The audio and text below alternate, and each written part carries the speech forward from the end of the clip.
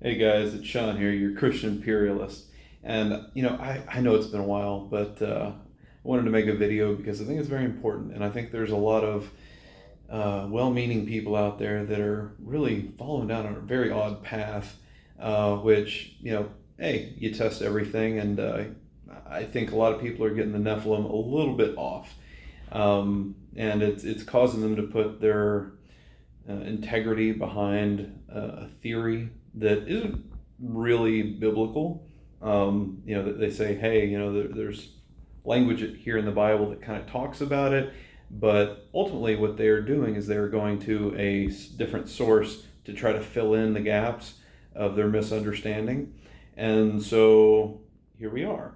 So first, let me point out that whenever people talk about the Nephilim, they are going to a part of Scripture where they're pulling it out of its context. They're going directly to Genesis chapter 5 or wherever, and yeah, it's Genesis 5, and they're pulling out the sons of God lay with the daughters of man, and they're not reading Genesis rightly. They're not reading it as a narrative of telling the story of mankind. And because they're not doing that, they're plucking out this one verse and saying, "Oh well, later on, the sons of man or the sons of God talks about angels," and so they're using that phrase as the linchpin of their argument. And then here's where it gets even worse: they go to the book of Enoch as the supporting evidence of explaining what that is. Now, the problem with the book of Enoch, first of all, is that you're using an outside authority to tell you what the Bible is talking about. And that can be a bit of a problem. The book of Enoch is not just apocryphal, it is indeed pseudepigrapha. Pseudo meaning false or fake. Let me get that on the board so you can see it. Fake. Epigraph, which means name, or graphe, to write. So it's a fake author. And people are using the Book of Enoch, which is recognized as a false work, in order to give them the impression of what's going on in the early chapters of Genesis. Now, the problem with this, other than having an epistemological problem of using what's regarded as fiction, you're using it to say, this fiction tells us what the Bible truly is talking about. Now, it's not bad to use other writings of the ancient Near East to try to understand what their lines of thinking are. But when you use something that is absolutely known as a piece of fiction, and everyone recognizes it as a piece of fiction, and saying we're going to import that understanding into our understanding of the Bible, you're causing a question of authority, and you're really just introducing what is wrong into what is right. And so it's best to just stick to the Bible. And I'll explain why this is wrong, especially when we talk about the implications of the sons of man, the sons of God, and the daughters of Eve. First of all, I don't want to say that giants are false, because they're not. We have evidence. We see it in Joshua with a large iron bed. We see it, throughout Scripture, this constant talk of these large people. I'm not denying that they exist. In fact, I think there's some rational explanations of why they exist. But here's the thing. With Goliath, it's never said that he's not a Philistine. It's not saying that he isn't human. And I think one of the big problems is, especially when you read Genesis 3, where you have the fall of man, and you have the seed of the serpent versus the seed of the woman, you're creating these two camps. You're creating the believing community, and you're creating those who follow Satan. Now, this is important because, especially if you're a Reformed Baptist, like my friend and person I respect down there in Georgetown, the problem with that is, it is the Reformed Baptist position that what makes you a son of God is your actions and your faith. What makes you a son of the devil is your actions and where you put your faith. And so to say that the bloodline is what determines whether or not you're satanic or you're along the lines of the Nephilim. It's more of a Presbyterian position, and it kind of flies in the face of Genesis 1, verses 12 and 13. Basically, what makes us Reformed Baptist, just put that out there. It's like, let's stay consistent with what makes you a son of God versus a son of Satan. And so we recognize that it is words and deeds and faith that make you in one camp or the other. Now, here's an important thing about the giants. Here's a very interesting thing. Giants cannot exist outside the realms of the laws of nature, okay? Let's just start there. They have to eat, they have to drink, they have to sleep, they probably have to poop. They are creatures, and as far as we can tell, Goliath was a human to some degree, whatever you want to argue. Now, here's the problem with going to the book of Enoch, pseudepigrapha, is that nowhere in the Bible, other than supposedly this one verse, do you have an instance where it talks about, or it could be inferred about, that angels have the capacity to reproduce with humans. Like, there's no instance, New Testament, Old Testament, you're not seeing this miscegenation between the species. In fact, it's very seldom you actually see angels being described as humanly. You might have that in the destruction of Sodom and Gomorrah. Otherwise, angels are always depicted as, or described as animal looking, multiple heads of a lion, bodies of, etc., paws, or multiple eyes, crazy stuff that we have never seen. But to say that something like that could produce with a woman, it's a little questionable. So we never see that, but here's the important part, is that we do know the giants exist, and so I think a lot of people are struggling to say, okay, how do we meld that with our understanding of the unknown? Why are giants there if they're true, and what do we do with that knowledge? And I think because we are grounded in this idea that yes, they have to eat, they have to drink, they're creaturely, there's one little bit that we need to consider. And this is kind of an unknown thing that science really doesn't talk about. Now, who all has seen Jurassic Park? Yeah? Jurassic Park. Okay, there's a very important scene in the very beginning where all the scientists get to Jurassic Park and they sit down in a moving amphitheater. It's not an amphitheater. They're sitting down in a little theater and it's taking them for a ride, and a little DNA guy is telling them about how they do their job, how they find dino DNA. So this is something that you should be familiar with. It is a rock of amber with our little mosquito, and a little syringe came in and extracted the blood out of the mosquito. Y'all follow me? It's fiction, but guess what? Amber like this tends to exist. We have it. But what's very interesting is that you have these little guys, here, here, and here. What is this? What is this? This is air that is trapped in the amber. It creates little air bubbles. Scientists analyze this stuff, and they don't know what to make of it. And I'll tell you why. Because in this prehistoric atmosphere, or if you follow a biblical narrative, probably an antediluvian atmosphere, this little air pocket has a different concentration of oxygen. We breathe, 18% today in 2023, pardon me. This oxygen is not 18%, it's higher. It ranges up to 30% oxygen, sometimes even 35%. And it's very odd because oxygen at that level is very dangerous. Oxygen is not flammable, but if you remember the Challenger, the Challenger shuttle, what happened is the liquid hydrogen caught fire, and then it hit the liquid oxygen. And oxygen is not flammable, but it accelerates any flame that hits. And so when that happened, that's when the whole thing exploded.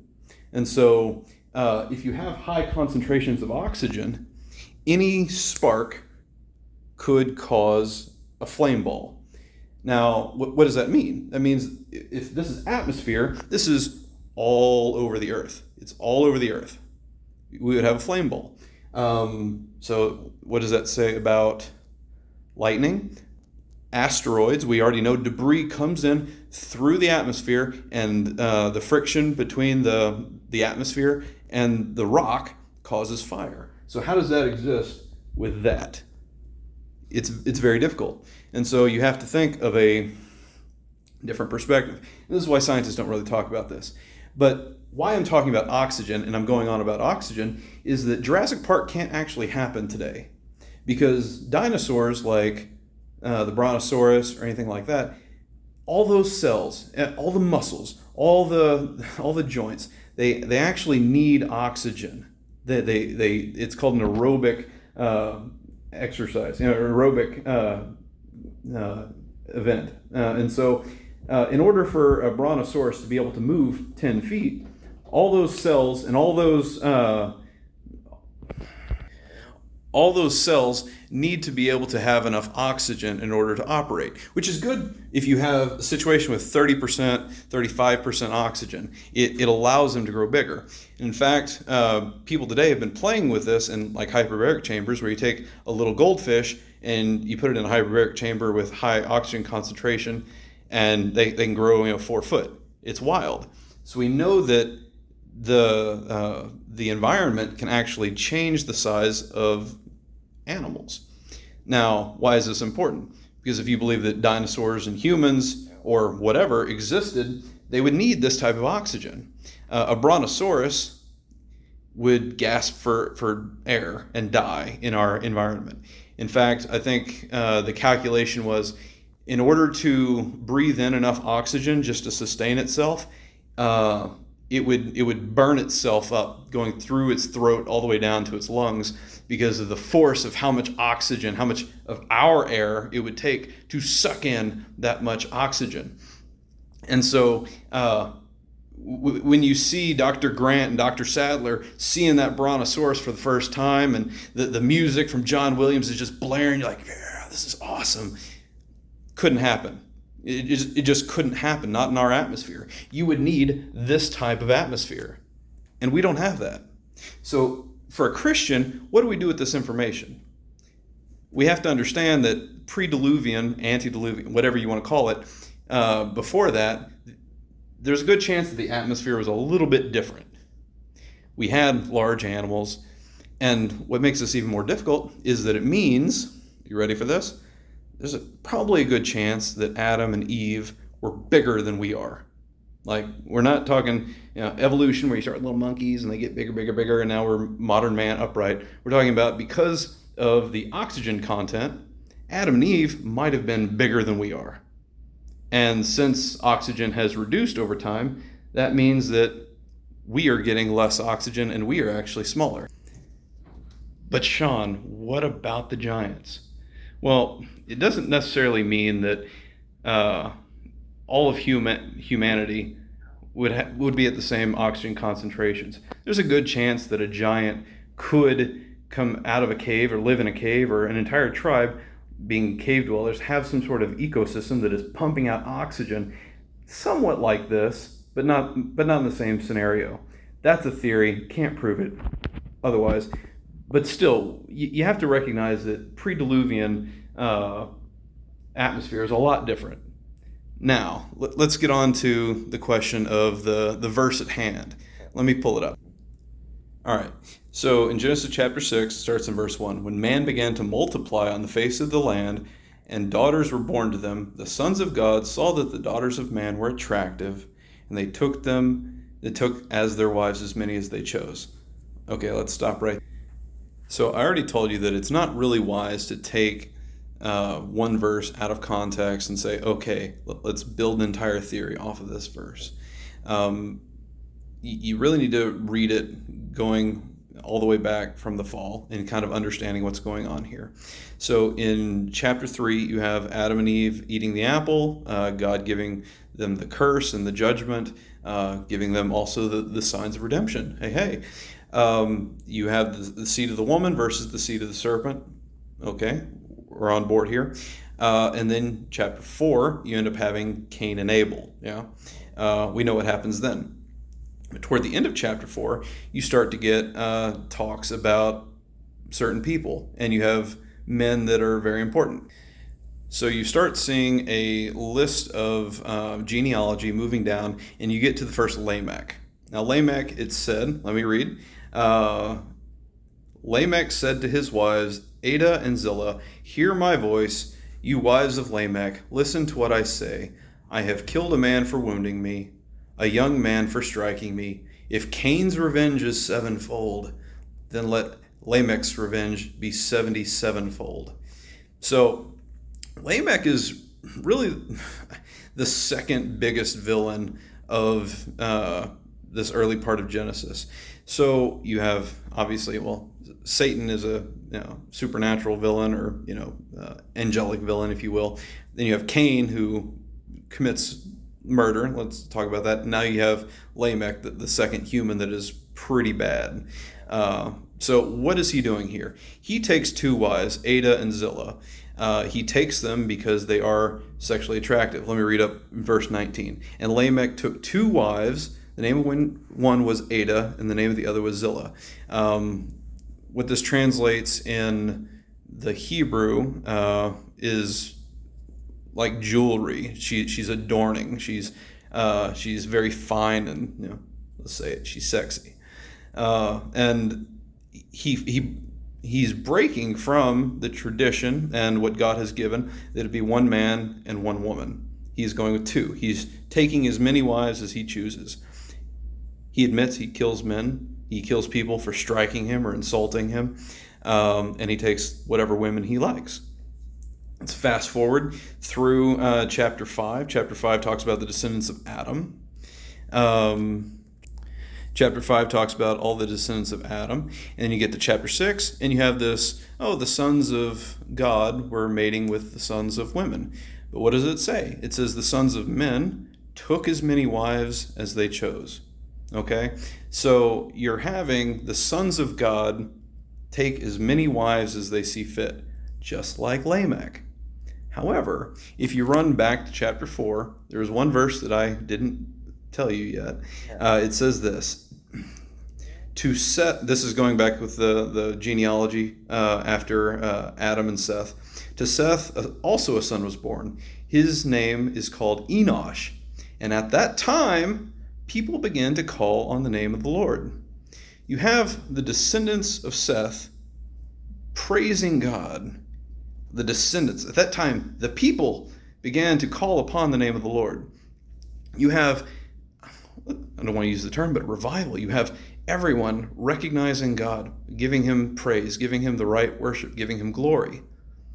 You have sons of God, people who are acting in faith and in worship of God truly. Now fast forward to chapter 6. You have a lot of these sons of God taking as many wives as possible. Here we go again. You are following in the footsteps of Lamech the evil. You are taking as many wives as you like. Your actions are not according to God's plan, where you have one wife for each man. You are taking as many wives as possible, or that you choose. And so here you have the issue, is that instead of being a man of God and taking one wife, your actions indeed are following your father, the devil, and you're taking as many wives as you like, as many wives as you can account for. And that's what makes the evil enter into the world there. Their children are bad, obviously. And so, again, it's really frustrating when people that you care about and people that you love are going to external sources of the Bible to try to tell you a narrative of there are these bad giants that exist and they're evil and all this, when, yeah, they're evil, but they're still humanly. And if you're trying to say that their bloodline is tainted and that the war is based upon bloodline, it doesn't really mesh with your understanding of what makes someone a son of God or what makes someone a son of the devil. And so I think there needs to be a little bit more examination. Consider your sources, huh? And then we can start talking about, is this true? I've got a lot of friends who believe in this idea of the giants being, the half-breeds and all this. And I hate to use the term, but it's very much mythology to say that that's how we have giants. I think that there's easier explanations, or at least not as far-fetched as to abuse Scripture. The whole point of Christian reflection is faith-seeking understanding. And so, you have to test these things, as Paul tells the Thessalonians, test all these things. I'm not going to the book of Enoch to tell me what this means. And I think if you follow the narrative of man from Genesis, well, you start in Genesis 1 if you like, and follow it, you will see that it's a question of what people do, what people believe, what sins they are committing that is making evil in the world. It's not the succubus ended up sleeping with Adam and Satan ended up sleeping with Eve, and it's none of that stuff. And yet people want to 50 Shades of Grey it because, hey, it kind of makes sense. You can kind of make these half-breeds and show how evil they are in the world. Let's not do that. Let's stick to the Bible as the final authority and the full authority. You don't need to go to the book of Enoch that is a known fake in order to tell you what's happening. I admit, I'm giving you a bit of a meta-narrative between, the sons of man and the sons of the devil. Sorry, the sons of God and the sons of the devil. Sure. But I think that's far more likely than half-breed, alien, demons, whatever, coming in and making giants and making a race and trying to taint humanity. I think come on.